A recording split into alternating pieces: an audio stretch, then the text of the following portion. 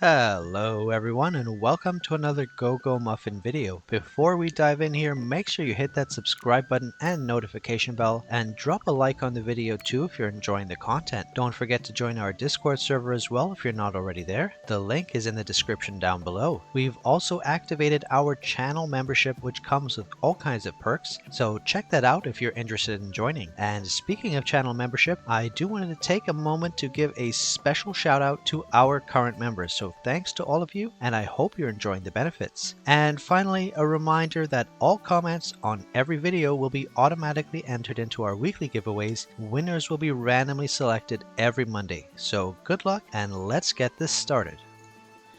So I've recently put out 2 videos covering the most up-to-date news from the developers that is being pretty much released in real time for the Chinese version of the game, and that is about Class Change 7. That's right, you heard me correct, Class Change 7.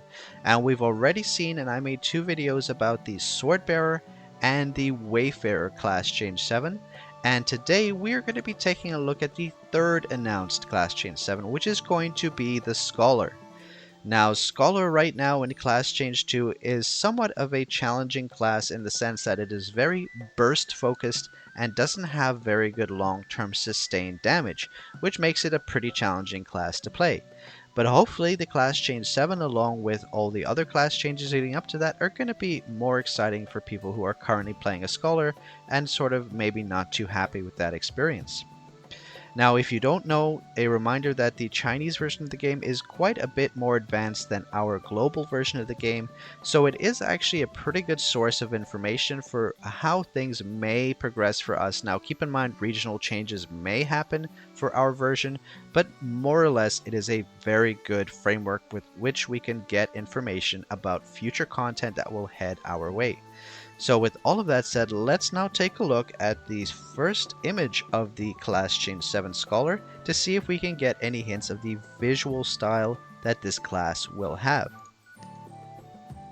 So here we have it, and you can see right away that we have another sort of red focused class. The Wayfarer as well had a lot of red particle effects, and the Scholar here seems to be a similar color scheme. But instead of the Wayfarer, which was centered around what looked like demonic power in this type, this looks more like Rose Has Thorns, like a floral type of approach. And I don't know, for me, this maybe is not the most exciting visual style. I think it's maybe a little, I don't want to use the word cliched, but maybe when we take a look at the video, we'll see a bit more about how this class is going to look visually. Now let's go ahead and take a look at the descriptions provided by the developers to see if we can get a little more insight into how this class will actually play. Now keep in mind that these are roughly translated from the original text, which is in Chinese, so we'll just keep that in mind while we try to decipher what exactly this class will play like. So first off, we have this description here. A new melody resounds through shadows. The Infernal Maestro is ready to perform. Blooming Requiem Concerto will unleash immense darkness. The grander the sound, the more spectacular the feast will be. So this is a pretty interesting description and actually does give a little more insight into this class's visual design. So a Infernal Maestro is ready to perform, which gives you the sense of a conductor, a musical conductor who is performing music, and through that music is blooming Requiem Concerto, so creating a floral overflow of some kind with music. So it's like halfway between being a musical conductor and manipulating flowers and also unleashing immense darkness. So pretty interesting sounding class. Now let's take a look at the second description to see if we get even more. So Crimson Harbinger, melodic dance of vines. The Symphony of Shadows is about to begin. Petals and thorns shall dance together. Summoned vines will tear through enemies.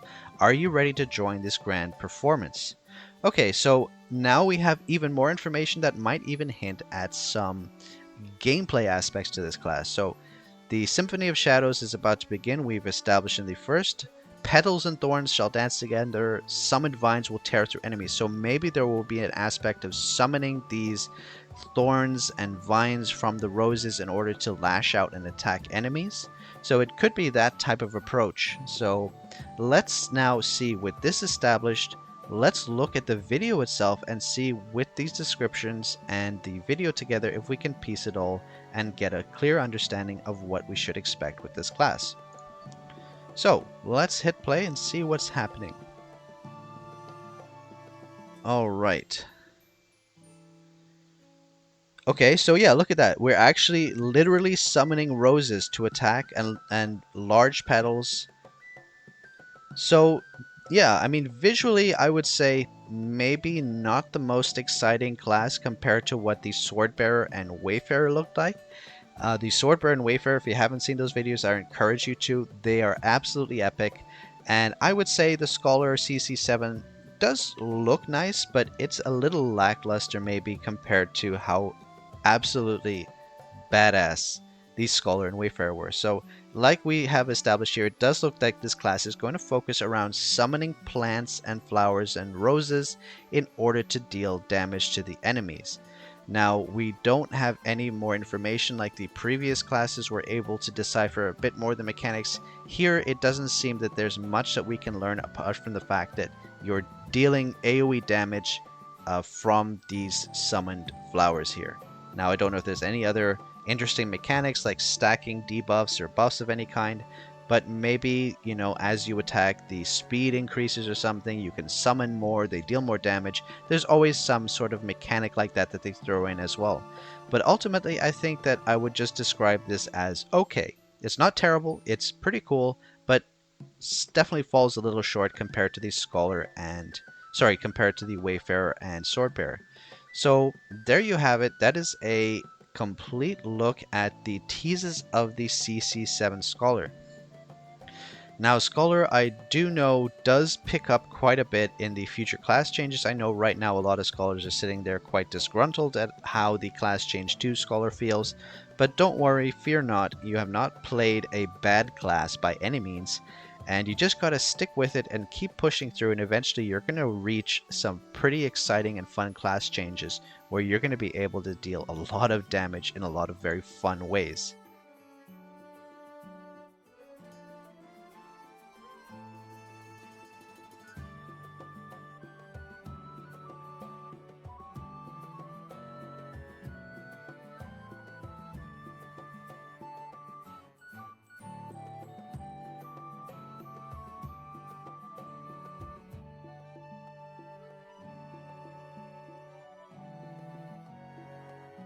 So there you have it. That is the complete look of Class Change 7 Scholar. And let me know your comments down below because I'm curious if people share my opinion or if they think that there is actually more to this class than meets the eye. So anyway, take care and I'll see you in the next video. Bye now.